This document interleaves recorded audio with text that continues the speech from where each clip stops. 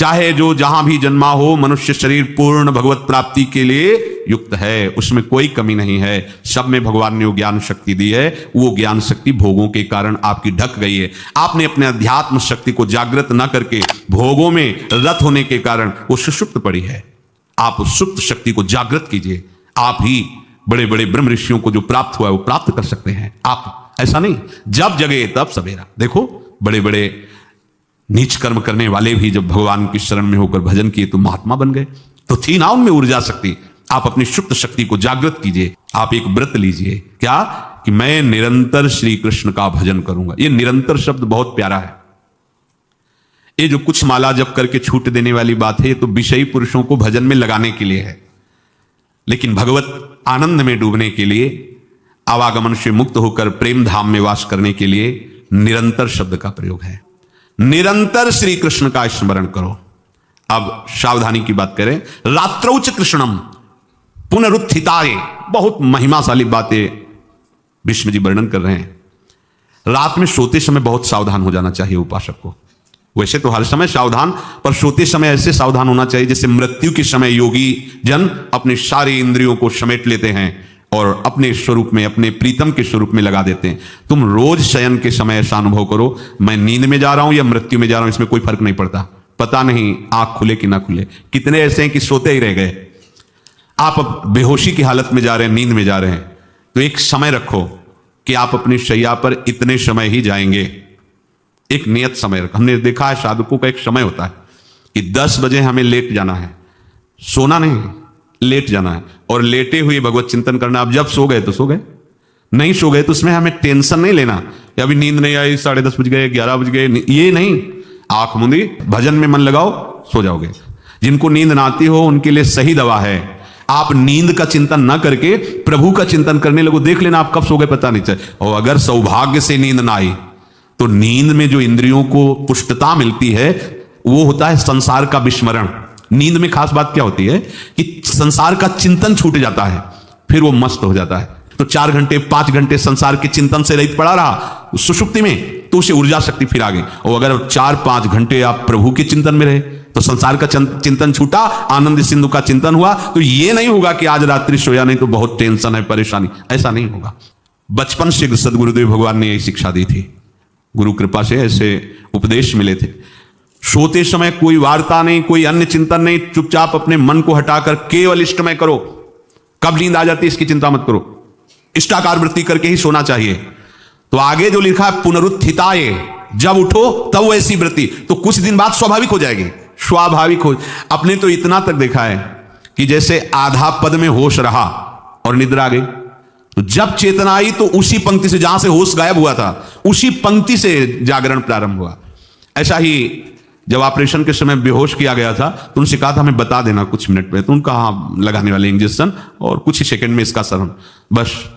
तो जो पद चलाया था, जब होश आया था तो वही पद चल रहा था, मतलब बेहोशी में वो पद अपना अधिकार किए हुए था। ऐसे नींद भी तुम्हारी भजन हो जाएगी, समाधि हो जाएगी, यदि आप सोते समय प्रभु का चिंतन करेंगे। बहुत ही सावधानी की बात है। यदि इस जन्म में परम लाभ लेना चाहते हो तो इस श्लोक को अपना जीवन बनाओ। कृष्ण व्रताहा, हमारा जीवन का एक ही व्रत है कि हम अपने प्रीतम का भजन नहीं छोड़ेंगे, अखंड भजन। हमें यह नहीं देखना कि उपांशु मानसी को इसमें कितने गुना, हमें गुना बना नहीं देखना। हमें अपने प्रभु को बोलना नहीं। भजन में मन नहीं लग रहा, पद गा रहे हैं, जोर जोर से चिल्ला रहे हैं, नाम कीर्तन कर, हमें अपने प्रभु से जुड़े रहना है। कृष्ण व्रताहा, कृष्ण मनुस्मरंतो, हमारा निरंतर स्मरण चले, बस ये प्रयास रखना है। जब निरंतर स्मरण की बात कह दी तो फिर आगे कुछ कहना नहीं चाहिए, पर खास बात इसीलिए कहा जाता है कि आप समझ जाओ। रात्रौच, जब कोई भी ब्रह्मचारी, कोई भी उपासक, कोई भी बैरागी त्यागी महात्मा सोते समय असावधान हो गया तो उसकी रात्रि बहुत गलत जाएगी। खास जब आप सैया पे शयन करते उस समय असावधानी हुई तो विकार छा जाएगा, ध्यान रखना। आपका चिंतन गलत हो जाएगा, आपकी चेष्टा गलत हो जाएगी, जागृत में ना सही तो स्वप्न में। आप सावधान उस समय जरूर रहिए और उतना ही विश्राम कीजिए जितना आवश्यक हो। व्यर्थ में करवटें मत बदलिए, ये उपासक का स्वरूप नहीं होता। रोगी है तो बात अलग है, बड़े असाध्य रोगों से, नहीं तो ऐसी दिनचर्या नहीं होनी चाहिए। कै बजे? 3:30, अभी आधा घंटा तो है, फिर कमर ओढ़ लिए, ये साधक का नहीं हो। ये नियम लीजिए, सोते समय आप बिल्कुल मृत्यु दशा की स्थिति लाइए, जैसे मरने वाला नहीं होता, सब जगह से मन हटाकर, और सच्ची है, पता नहीं आंख खुले कि ना खुले। ये बड़ा धोखे का जीवन है। ये ऐसे हजारों लोग सोए और सोते ही रह गए। हमको धोखे में नहीं रहना।